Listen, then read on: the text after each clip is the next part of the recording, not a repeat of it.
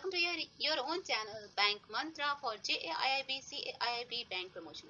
Basically मेरा पूरा focus होगा इन तीन चीजों पे। साथ ही साथ ये वीडियो उनके लिए भी इंपॉर्टेंट है जो कि शेयर मार्केट में इन्वेस्ट करते हैं, स्पेशली बैंकिंग के ETF या बैंकिंग के शेयर्स में इन्वेस्ट करते हैं। आज की जो मेरी वीडियो होगी वो बैंक के परफॉर्मेंस इंडिकेटर्स पे होगी, जिसके बेसिस पे यू कैन इजिली एनालाइज की which bank is performing good and which bank is not, and why the bank is performing good, why the bank is not performing good. तो ये सारी चीजों को लेकर के मैं फिर से आ गई हूँ आपके सामने, आपकी हर एक डाउट, हर एक क्वेरी को क्लियर करने।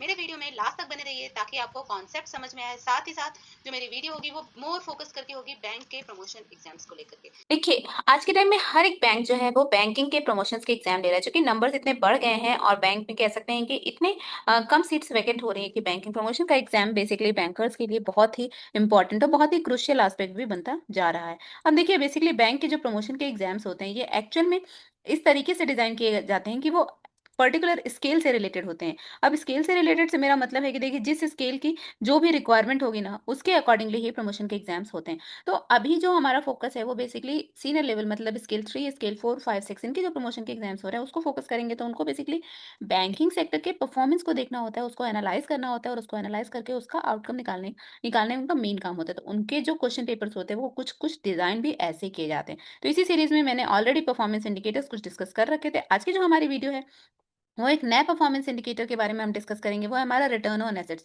बेसिकली जो फाइनेंशियल सेक्टर से रिलेटेड लोग होते हैं उनको सबको पता होगा कि रिटर्न ऑन एसेट्स कितना होता है। रिटर्न ऑन एसेट्स का मतलब होता है कि हमारे पास जो भी एसेट्स है, जो भी कह सकते हैं संपत्ति, जो भी हमारी एसेट्स है, उस एसेट्स में हम कितना कमा रहे हैं।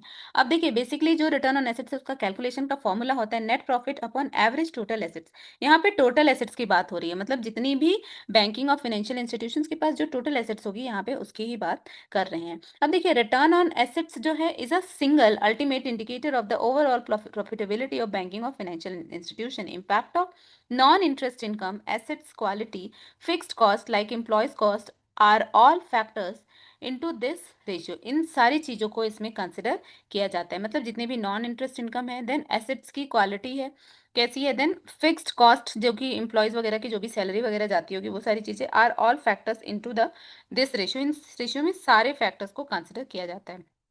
अब आप देख लीजिए कि return on assets bank of Baroda का 1.6 है। अभी मैं अगर लास्ट मार्च की बात करूं तो पीएनबी का इट इज 0.97, सेंट्रल बैंक का it is 0.86 and Canara bank का 1.09, आईडीबीआई बैंक का 2.11 एंड यूको बैंक का 1.76। तो इस तरीके से अगेन आईडीबीआई रॉक्स, मतलब आईडीबीआई का रिटर्न ऑन एसेट्स भी बहुत अच्छा है। देखिए, रिटर्न ऑन एसेट्स आप अपने आपके पास जो ऑलरेडी एसेट्स है उस पर आप कितना कमा रहे हैं। एक लेमैन की तरह भी अगर सोचेंगे तो मान लीजिए हमारे पास एक लैंड है। एक लैंड को अगर हमने 10,000 में खरीदा और 10,000 में खरीदा, तो 5 साल बाद अगर वही हमको 1 लाख दे रहा है तो हम उस पर रिटर्न ऑन एसेट्स हमारा कितना हो रहा है, 10,000 को अगर हम 1 लाख को 10,000 से डिवाइड करेंगे तो मतलब जितना मल्टीपल में वो रिटर्न दे रहा है, that is a good sign.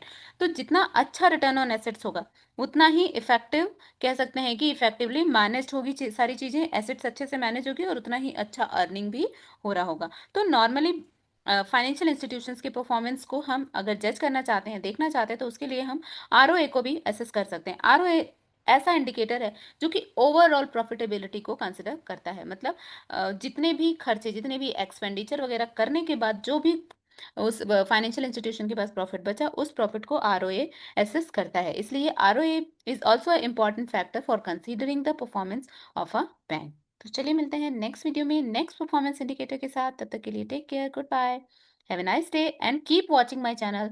इससे आपको सारे performance indicators one by one detail में मिल जाएंगे।